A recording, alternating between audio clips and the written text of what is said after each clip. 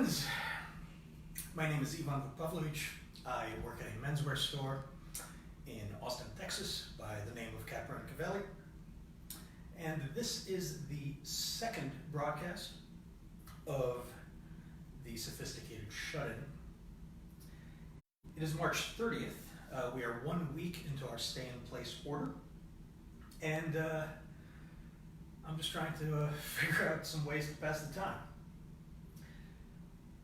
Last time we talked about very, very casual leisure wear, the type that you would wear around the house when you don't need to leave. Today, we are going to take a look at what one might wear to go to the grocery store, to go to the pharmacy. Essentially, stuff where one will be seen.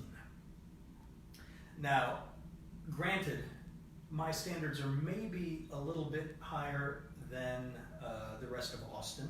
I like to dress up for any occasion. So, with that said, this topic goes very, very elegantly into discussing something that we will, or many of us will have to get back into once the stay-in-place order has been lifted, and that is business casual. So we'll be discussing that as well today. Now, when elevating just one step past what we discussed last week, which is really mostly athletic wear, we have to look at, first and foremost, the pants. Without getting into too much of a nitty-gritty, one step up from your lounge/athletic pant will be the 5-pocket pant, or most commonly, the jeans. The jeans are a very, very interesting garment, and it is a truly American invention. Much like many American inventions, it takes influence from elsewhere, and it takes people from elsewhere to make it happen. In this case, a German by the name of Levi Strauss.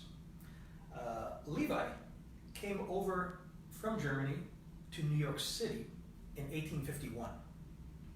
In 1853, to try to take advantage of the gold rush, he moved to San Francisco in order to expand his family's dry goods business. They ran stores which dealt in all manner of dry goods. It was 20 years later, in 1873, that a tailor from Reno, Nevada, by the name of Jacob Davis, came to him for advice and to purchase material, because one of his clients requested a pair of trousers which could withstand outdoor work. Gold rush stuff. Also trapping animals, game, stuff like that. So Levi suggested a very durable, heavy-duty fabric that came from a town in France called Nîmes, N-I-M-E-S. In fact, this fabric was referred to as de Nîmes, of or from Nîmes, which soon became what we know as denim. Jacob constructed these pants with a 5-pocket construction, and he reinforced those pockets as well as some of the other stress points with copper rivets, which many, many jeans to this day feature. Now, I don't own a pair of, I shouldn't say that. I do own a pair of jeans. I own 2 pair of jeans, but they are relegated to the deep recesses of my storage space. I can't remember the last time I wore them. I do own 1 pair of 5-pocket pants that is not denim, but we can talk about them. One of the defining features of a 5-pocket pant is that 5th change pocket right here, and many will also feature a little leather tab in the back. Other than that, they come in all sorts of fits and styles, colors, materials. I tend to favor the cut that is still more or less similar to the original Levi's 501 cut. At any rate, this kind of trouser will be a very casual pant that is perfectly appropriate for casual outings to the grocery store or the pharmacist. They will pair nicely with t-shirt. In fact, there's very, very few shirts that don't work with a 5-pocket pant. Now, I tend not to wear this kind of stuff. Generally, it's only around the house or if I need to run out and get some takeout. For a casual but a little dressier look, in hot climates such as Austin, I love a nice linen pant like I'm wearing today. And a linen pant like this one, I also have some in blue, can really be worn with many different styles of shirt.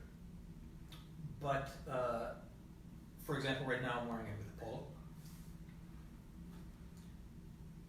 I can wear it with this t-shirt and pair it with, I have some greenish, olive-ish espadrilles. And that is a very, very nice casual look, especially if one is going to like a pool party or the beach, which we won't be going to anytime soon. But once we do, it's a great casual summertime kind of outfit. Very breathable, very comfortable. Speaking of espadrilles, I love them. They are a canvas shoe with a woven rope sole. They were invented on the Spanish-French border in the Catalonia region along the Pyrenees Mountains. And they were, I'm not sure if they were popularized, but they were certainly worn by the likes of Pablo Picasso, Salvador Dali, real characters like that. If you like to wear shorts, they pair really nicely with shorts. Linen pants for sure, but just a great shoe to wear on the beach. And a lot of people actually just kind of crush the back of them and kind of convert them into slip-ons. I personally don't, but people do. Another great shirt style to wear with a linen trouser is the camp collar shirt, or sometimes referred to as the Hawaiian shirt. And this serves as a great segue into business casual. Why? Well, you're right to think that it's inappropriate because most business casual environments will not allow a Hawaiian shirt. Indeed, business casual, at minimum, requires a collared shirt, whether it's a polo, a button-down, even a turtleneck. Pants which are not jeans or 5-pocket. In fact, no sewn-on pockets, but chinos are okay. We'll get into chinos momentarily. And shoes which aren't sneakers. Not even dress sneakers. These are great to wear with those 5 pockets. They're great to wear with all manner of stuff, even wearing suits casually. This would be considered a leather fashion sneaker. I love these. I get a lot of wear out of these with anything from suits all the way down to my 5 pockets and my chinos. However, these are technically not business casual appropriate. What we need is dressier shoes. So why do I say that the Hawaiian shirt is a great segue? Great question.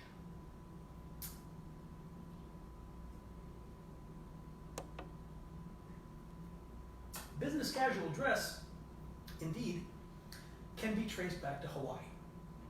In 1959, when Hawaii became our 50th state, in order to practice a bit of state pride, if you will. On Fridays, business people would wear Hawaiian shirts to work as part of Aloha Friday, which quickly became known as Casual Fridays.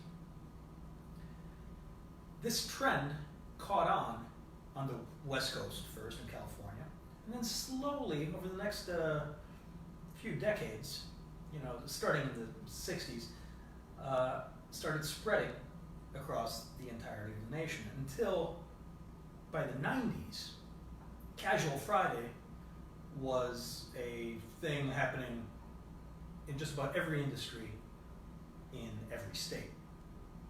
It no longer meant Hawaiian shirts. It just meant you weren't in a suit, you were perhaps wearing chinos, you were in a nice button-down shirt, a nice sweater. But this is essentially how the business casual wardrobe was born. Now, let's talk about chinos. Oftentimes referred to as khakis. I know a lot of people who have a very, very negative reaction to that style of pant. Oh, I hate khakis. It's so, frumpy. It's so office wear. Now here's the thing. When one says khakis and one thinks of khakis, first of all, khaki is not a style, it is a color. It is that kind of light brown sand. In fact, this is a true khaki. However, usually it is associated with a very, very baggy cut, very frumpy look. And the fact is, it doesn't need to be that at all. A lot of manufacturers these days are making a very nice, slim, contemporary cut chino in a variety of colors. In fact, I own 5 pairs of chinos. I do not own khaki chinos. You'll notice these still have tags on them. I don't own them. These go back to the shop. I only brought them in to show you. In fact, a lot of chinos are cut in a similar cut as these. You'll notice these are not baggy. This particular cut is the Ballon Atwater cut, and it is the same cut as they use for both some of their linen pants as well as one of their more popular chino cuts. And the fact is that in a variety of colors, they match beautifully to all manners of shirts. Now, the business casual dress code specifies that you are wearing trousers and a shirt that can pair with your ubiquitous navy blazer, right? You can, in business casual, wear a more fun kind of patterned sports coat. In summer, in the American South, you can even get away with the seersucker that I was wearing earlier. However, let's go through some of the colors. One of my favorites for summer wear is what they call bone. It's essentially one step away from white. Man, this with a crisp white button-down collar shirt, which we'll get to momentarily, nice penny loafers like this, and a navy blue blazer, you're ready to go on the yacht, This pairs wonderfully with a camp collar shirt. It pairs wonderfully with a polo, etc. One color closer to a classic navy is what we call the stone. Again, just a really nice versatile color without having to actually wear khaki. Perhaps my favorite is the olive. The olive, like I've mentioned before in reference to the shirt, is the other burgundy. You can literally wear it with anything. You can wear it with black shoes, you can wear it with brown shoes, you can wear it with all manner of shirts, etc. Navy. Essentially, you wear like jeans, except for unlike jeans that you can wear with a navy blazer, you wouldn't wear a navy chino with a navy blazer. Gray, or as this manufacturer calls pavement, you can wear with just about anything. Really, really versatile pant. And then, far less versatile, but one of my favorites, being an ex-goth myself, black. Man, you throw a nice marl silver gray on that, or indeed even black, if you really want to goth it up, you're good to go, if you want people to be scared of you. So, you'll notice I'm a big fan of long sleeve polos. I'm in general, like I mentioned the other day, fan of long sleeves in general. But that is the entry point of what you're allowed at the business casual level. A polo is pretty much that entry point. Another American invention, yet again, influenced by, in this case, Britain, is what is now the ubiquitous OCBD, the Oxford cloth button-down shirt. Oxford cloth refers to the actual fabric. It is an Oxford weave, which means that it is a little bit heavier, has a little bit of a texture to it. And the BD, button-down, refers to the button-down collar. Let's talk about the button-down collar. It was brought over to this country in 1896 by one of the Brooks brothers, or I don't know if he was one of the original Brooks brothers. Likely not, because it was a good 80 years after the company started. But he went to England and checked out a polo match. And he saw that the polo players had buttons that buttoned into their collars to keep them from flapping around and hitting them in the face while they played the game. He saw that and he thought to himself, man, that is hot, hot, hot. I gotta get me some of that. So he came over back to the States, started producing these dress shirts, essentially, with button-down collars, and it was an immediate hit. It became a staple in what we refer to as the Ivy style, which started in the Ivy League schools in the Northeast. Indeed, today you will still see many, many politicians from the Northeast wearing not the Oxford cloth, but the twill weave, which is essentially your regular dress shirt, white dress shirt, with the button-down collar with a suit and tie. I personally don't love the look of a button-down collar with a nested suit. I prefer to pair it with slacks and a blazer, or a sport coat, chinos, whatnot. To me, it's a slightly dressed-down look from a full-on suit. But people do it; they get away with it, and it is a major staple of the American business casual look. And they make them in all kinds of colors. This one, those last two were actually Brooks Brothers. These are different brands, or this is a different brand, but you'll notice very, very similar in style. And then dress shirts. You can get into some patterns, some classic patterns. This is just a dot pattern. You can do checks in business casual, but nothing too crazy, nothing too loud. Usually like loud floral prints or anything like that is looked down upon, unless you're, say, in the entertainment industry, something like that. Most, though not all, businesses will allow for turtlenecks, whether it's a mock neck like this. This is a style that Steve Jobs was known for. He wore a St. Croix black mock turtleneck with his jeans, which is not a business casual look. It is a straight up casual look, but just as a frame of reference.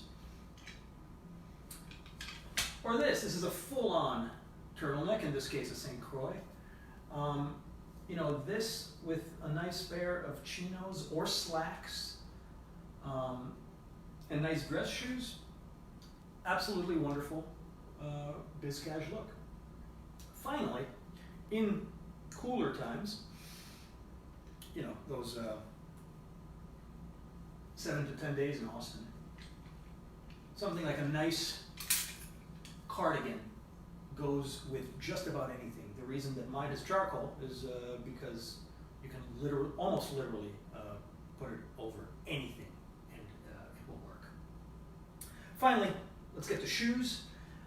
I mentioned that the espadrilles and the dress sneakers, as dressy as they may be, are inappropriate. What is appropriate? Loafers are one of the go-tos, whether it's bit loafers like I'm wearing now. I mean, I'm wearing pretty loud ones. These are, you know, navy ostrich with big gold Gucci-like bits, but you can get them in slightly toned down versions. You can do penny loafers, very, very popular, especially if you're doing that kind of ivy look with the button-down collar or a polo. Penny loafers are a great way to go. Your derbies, your bleachers. Now, if you don't know a lot of these terms, that's okay, because not next time, but the time after that, we will be going through my shoe collection and talking about the appropriate types of shoes for appropriate outfits. Now, before I get into the topic for next time, which will be Friday, April 3rd, I just wanted to throw this out here. You know, I've said that I'm more or less doing this to keep myself sane during these shut-in times. And that is absolutely true. We have to keep ourselves entertained. And I'm not saying that one needs to be in a white tie ensemble and morning dress all day, every day. But we're all stuck at home. Maybe we have kids. I don't, but I know a lot of you do. And we're trying to figure out a way to pass the time without just, you know, watching YouTube, watching Netflix, all of that. One of the things that I'll be doing is next time on Friday, I will be suggesting some of my favorite books on the subject of classic menswear, in case any of you are interested in passing the time that way. Some of my favorite films which feature incredibly well-dressed people. So that's one thing that we can do to kind of take up some time. The other, and I'm just throwing this out there, just because we're at home doesn't mean that we can't have fun with dressing nicely. If you have kids, there's nothing wrong with dressing up for dinner. You're making dinner at home. Help your kids come up with some nice semi-formal outfits. Explain to them why things work together. Explain to them why it's important to get dressed up for special occasions, and then make a special occasion. Make that dinner something special. There are many ways of going about this, of course. This is just one of them, but it's a great way for people in a very casual town to keep this tradition alive and have kids learn about it so that they're prepared for times later in life when they will need to know it. So, as I said, this Friday, 3rd, I think, yes, we'll be talking about some of my favorite books on the subject. I'll be reading a couple of fun passages from them, talking about unique aspects of each book, its author's views, etc. And then the time after that, we will be going through my shoe collection, and I'll be taking you through why I chose the shoes that I did, how I wear them, with what kind of outfits, and the thinking about that, behind that, sorry. Thank you very much for joining me. As always, this is fun for me, Thank you for allowing me to do it, and I will see you next time.